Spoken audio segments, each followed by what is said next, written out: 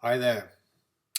This exercise I call the Flower Girl project is designed to get you to think outside of the box, as they say.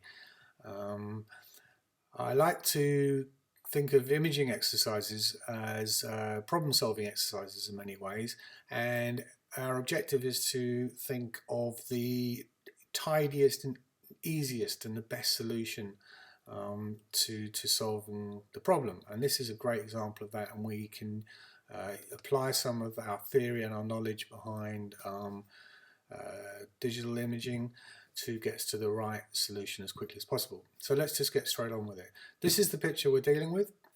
Little girl called Layla, studio shot, white background, and I want to use this picture. I think Layla looks cute, but unfortunately her flower is facing the wrong way. And I actually noticed this on the day of the shoot. Actually, I saw the picture, I thought that's a great shot, but the flower's facing the wrong way, what a shame. So I took another frame, and this is the frame over here, and I figured, right, I can just juxtapose those two images at a later date in Photoshop, which is what we're going to do today. So I need to make a selection of this flower here, so I can copy it and paste it into this picture and place it on top of the sad flower that's facing the wrong way, and then we should have ourselves a great picture. Okay, so make a selection of this flower. What does that what do you think of immediately when you think about making a selection? A lot of people jump to the conclusion that making a selection always entails having to go around the edges of things. There is this association that make a selection, that means using one of the selection tools to go around the edge of something, and once you have that edge defined, then you can copy that object. I consider making selections around the edges of things to be quite inconvenient, actually, and best avoided at all costs, if at all possible. That's not to say it's always possible. Often we do have to deal with edges, but dealing with edges is fraught with issues, because you've got those edge pixels, and you've got the whole question of when the object finishes and the background starts and stuff like that. So if we can avoid edges, that's great. And in this picture we can avoid edges very, very easily, because they're both against white, and if we just cut into the white and place white on white, then we shouldn't see any join, and that would make the task really easy, and that's what we're going to do. But there's one thing we need to do to make that work successfully, and that is just to make sure that the white background around the edge of the flower is actually white. And this is where our pre-knowledge of pixels come into it. So let's have a look at these pixels and see if they are white. What is white? A white pixel has an RGB value of 255, 255, 255. And if it ain't 255, 255, 255, then it ain't white. So we need to make sure these pixels are actually pure white, and if they're pure white, then we've got ourselves a real easy montage job. So what are the RGB values? We need to look at our info palette over here. If you don't have an info palette there, then you need to get one out from the window menu down here in info. And you also need to use the eyedropper tool in the toolbar, which is over here. So you pick up the eyedropper tool, and what you do is you hover it around in the image and you look up to your RGB numbers and you see what the numbers are.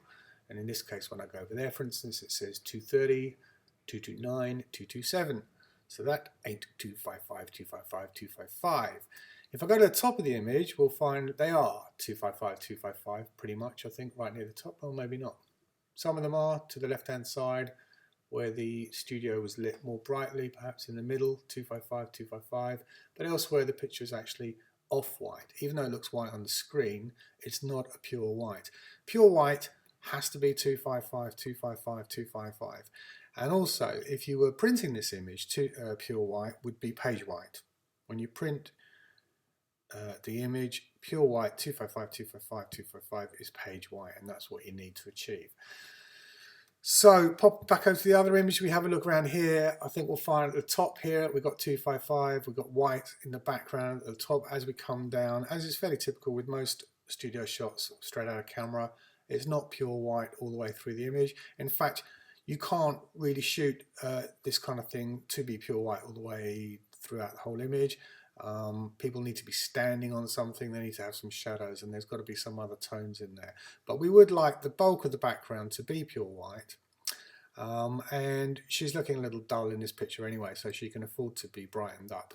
We do have to keep an eye on her shirt, which is also white, and we don't want that to go clipped out to bright white 255 either. We need to keep some tone in there so we can see the detail in her shirt. Looking around the flower, we can see, what have I got there, 247, 255 up there is good, 248 over there, so it's almost white all the way around. So what we'll do is we'll start with a levels adjustment layer over there. There we go. And there's a sneaky way of seeing the white as well, apart from the RGB values. And that's if you hold down the Alt key and click on the white point triangle there underneath the levels, you'll see that the areas that are white, this is called the threshold view, and the areas of white are shown in the picture. And as I take the white point to the left, we'll get more and more of a white background, as you can see. So you can see the other darker areas that are, the other areas that are not white coming up as black, and colours, because it's done in channels as well. So if I could take the white point slider just slightly to the left, I'm going to flip over to my mouse because it's actually easier than the Wacom tablet for that bit. So take the white point dropper just slightly to the left there. You can see if I let go here, we're remapping the white pixels in the background so that they're white just to above her hand, which is perfect. So I'll let go there. And that's job done really for that part. Let's just have a little look with the eyedropper tool. Get the eyedropper tool and we look around the RGB values. If I hold it there now, in fact, you'll see there's the eyedropper tool, and over here, although the values go away when I move up there, if you keep an eye up in the info palette, you'll see you get a before and after number there. So the RGB values from before and afterwards. Actually, that's only going to 254. So I'll click again, and then not click again because that wasn't the white dropper tool. Pick up the white dropper tool in the levels, and we click again down there. And we should get 255. That's it, 255. And we've got 255 over here, and 255 over there, and 255 everywhere. And so we've got 255 all around the flower, and the rest of the image is still looking good. We can deal with the rest of the image later anyway. So that's good. Let's pop over to the other image here, and we're going to do a similar thing on this one, except this time, instead of using a adjustment layer, I'm actually going to do a destructive edit.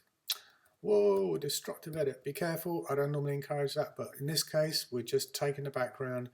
We're going to do a destructive edit, and we're going to take it straight over into the other image. So on this occasion, it's warranted. Destructive edit, I mean we're going to go image, adjustments, and levels this time over there. So image adjustments rather than layer menu adjustment layers.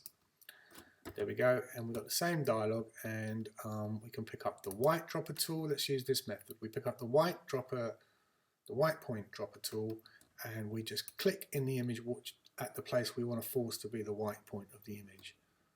And then we can look at the RGB numbers. We click again, that's taking up to 255. 255, that's all 255 above. That's 255, 254, that's not good enough. Click again. Wherever I click, will force that point and anything brighter than that point. So if I force one area to white, then any areas that were previously already brighter than that point will all be white as well. And that's now looking quite good.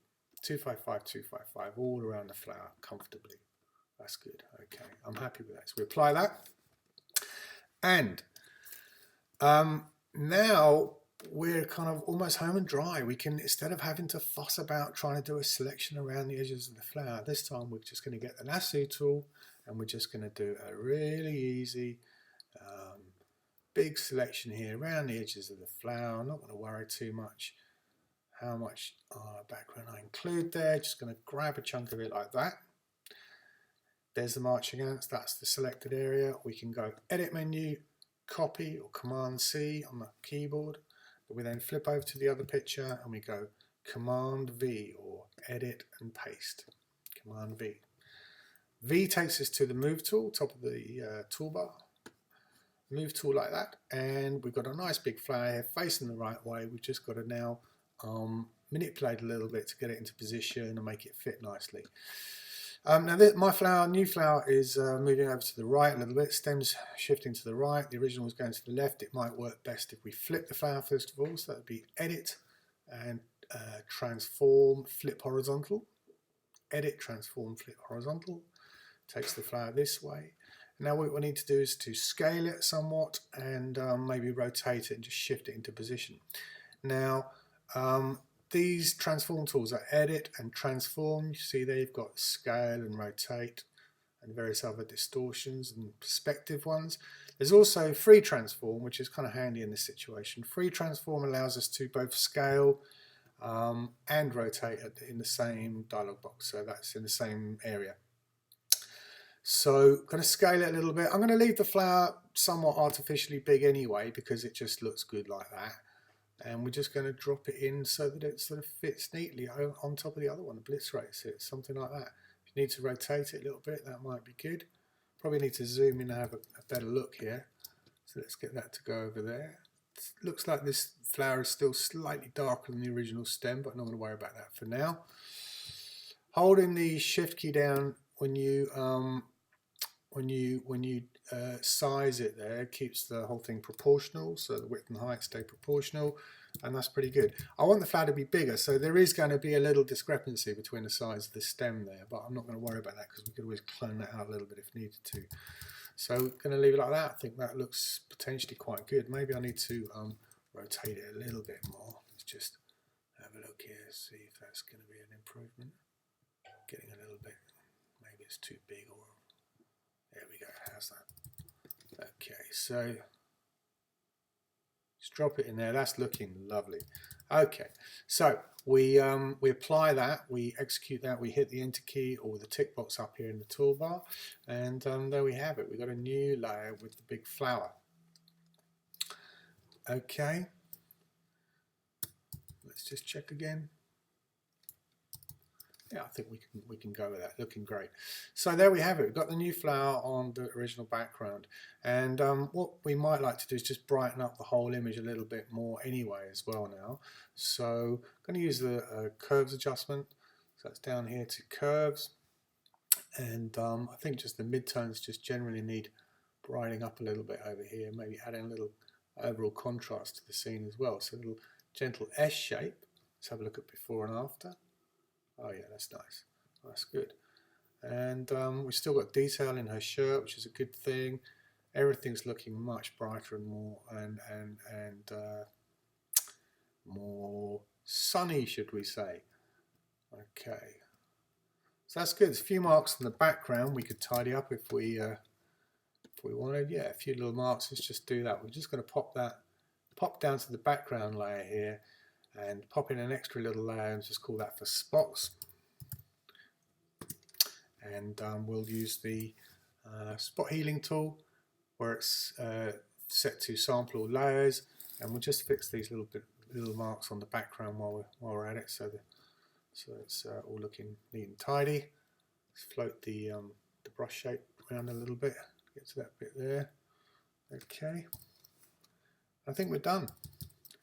If we hold down the Alt key, click on the eye icon on the background, you can see before. Oh, sad flower. Happy flower, sad flower, happy flower.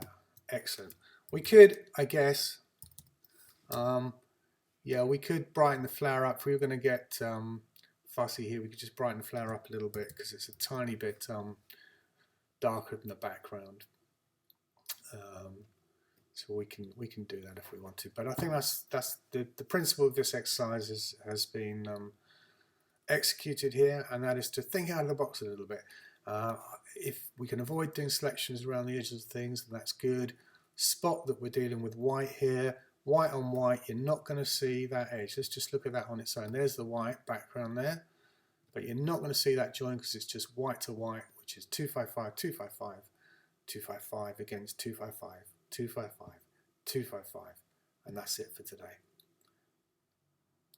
Subscribe to my channel. See you soon.